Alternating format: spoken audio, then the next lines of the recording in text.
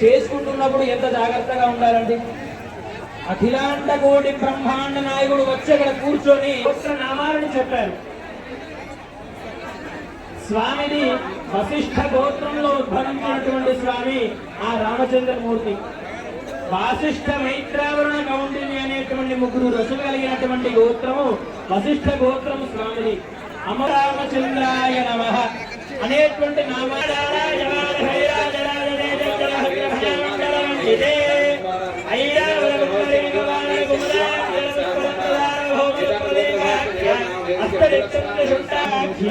పంచర శబరమలయిష్టాధిక్షిణే అంగమంగళింగ కాశ్మీర కాంభోజనౌ వీరౌరాష్ట్ర మహారాష్ట్ర నగర ఏవం గుణ విశేషణ మహతి నానాయోనిషు జనిత్వా